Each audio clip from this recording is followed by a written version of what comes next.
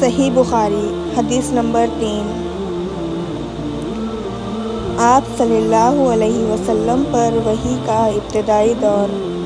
حضرت صلی اللہ علیہ وسلم پر وحی کا ابتدائی دور اچھے سچے پاکیزہ خوابوں سے شروع ہوا۔ آپ خواب میں جو کچھ دیکھتے وہ صبح کی روشنی کی طرح صحیح اور سچا ثابت ہوتا۔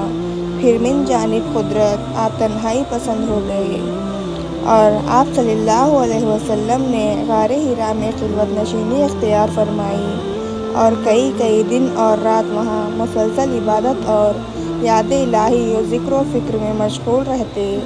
جب تک گھر آنے کو دل نہ چاہتا توشہ ہمراہ لیے ہوئے وہاں رہتے۔ توشہ ختم ہونے پر ہی اہلیہ محترمہ حضرت خدیجہ رضی اللہ عنہا کے پاس تشریف لاتے اور کچھ توشہ ہمراہ لے کر پھر وہاں جا کر خلوت گزین ہو جاتے۔ یہی طریقہ جاری رہا یہاں تک کہ آپ پر حق منکشف ہو گیا اور آپ غار حرا ہی میں قیام پذیر تھے کہ اچانک حضرت جبرائیل علیہ السلام آپ کے پاس حاضر ہوئے اور کہنے لگے کہ اے محمد پڑھو۔ آپ فرماتے ہیں کہ میں نے کہا کہ میں پڑھنا نہیں جانتا۔ آپ صلی اللہ علیہ وسلم فرماتے ہیں کہ فرشتے نے مجھے پکڑ کر اتنی زور سے بھینچا کہ میری طاقت جواب دے گئی۔ پھر مجھے چھوڑ کر کہا پڑھو۔ میں نے پھر وہی جواب دیا کہ میں پڑھا ہوا نہیں ہوں۔ اس فرشتے نے مجھ کو نہایت ہی زور سے بھینچا کہ مجھ کو سخت تکلیف محسوس ہوئی۔ پھر اس نے کہا کہ پڑھو۔ میں نے کہا میں پڑھا ہوا نہیں ہوں۔ فرشتے نے تیسری بار مجھ کو پکڑا اور تیسری مرتبہ پھر مجھ کو بھینچا۔ پھر مجھے چھوڑ دیا اور کہنے لگا کہ پڑھو اپنے رب کے نام کی مدد سے جس نے پیدا کیا اور انسان کو خون کی پھٹکی سے بنایا۔ پڑھو اور آپ کا رب بہت ہی مہربانیاں کرنے والا ہے۔ بس یہی آیتیں آپ حضرت جبرائیل علیہ السلام سے سن کر اس حال میں غار حرا سے واپس ہوئے کہ آپ کا دل اس انوکھے واقعے سے کانپ رہا تھا۔ آپ حضرت خدیجہ رضی اللہ عنہا کے یہاں تشریف لائے اور فرمایا کہ مجھے کمبل اوڑھا دو، مجھے کمبل اوڑھا دو۔ لوگوں نے آپ کو کمبل اوڑھا دیا۔ جب آپ کا ڈر جاتا رہا تو آپ نے اپنی زوجہ محترمہ حضرت خدیجہ رضی اللہ عنہا کو تفصیل کے ساتھ یہ واقعہ سنایا اور فرمانے لگے کہ مجھ کو اب اپنی جان کا خوف ہو گیا ہے۔ آپ کی اہلیہ محترمہ حضرت خدیجہ رضی اللہ عنہا نے آپ کی ڈھارس بندھائی اور کہا کہ آپ کا خیال صحیح نہیں ہے۔ اللہ کی قسم آپ کو اللہ کبھی رسوا نہیں کرے گا۔ آپ تو اخلاق فاضلہ کے مالک ہیں۔ آپ تو کنبہ پرور ہیں۔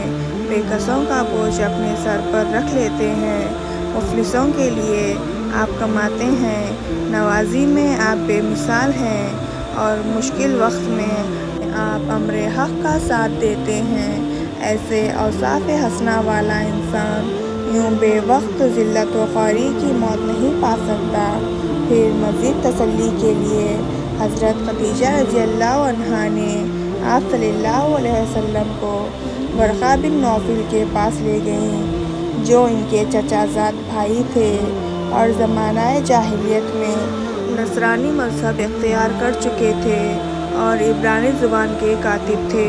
چنانچہ انجیل کو بھی حسب منشائے خداوندی عبرانی زبان میں لکھا کرتے تھے۔ انجیل سریانی زبان میں نازل ہوئی تھی، پھر اس کا ترجمہ عبرانی زبان میں ہوا۔ ورقہ اسی کو لکھتے تھے۔ وہ بہت بوڑھے ہو گئے تھے، یہاں تک کہ ان کی بینائی بھی رخصت ہو چکی تھی۔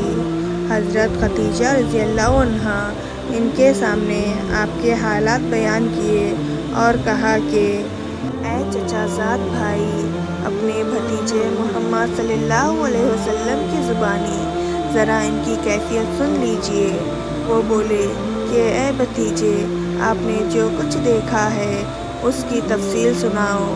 چنانچہ آپ صلی اللہ علیہ وسلم نے از اول تا آخر پورا واقعہ سنایا، جسے سن کر ورقہ بے اختیار ہو کر بول اٹھے کہ یہ تو وہی ناموس معزز رازدان فرشتہ ہے جسے اللہ نے حضرت موسیٰ علیہ السلام پر وحی دے کر بھیجا تھا۔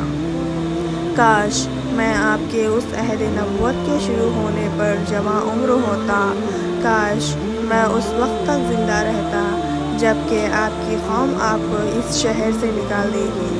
رسول کریم صلی اللہ علیہ وسلم نے یہ سن کر تعجب سے پوچھا کہ کیا وہ لوگ مجھ کو نکال دیں گے، حالانکہ میں تو ان میں صادق و امین و مقبول ہوں؟ ورقہ بولا، ہاں یہ سب کچھ سچ ہے، مگر جو شخص بھی آپ کی طرح امر حق لے کر آیا، لوگ اس کے دشمن ہی ہو گئے۔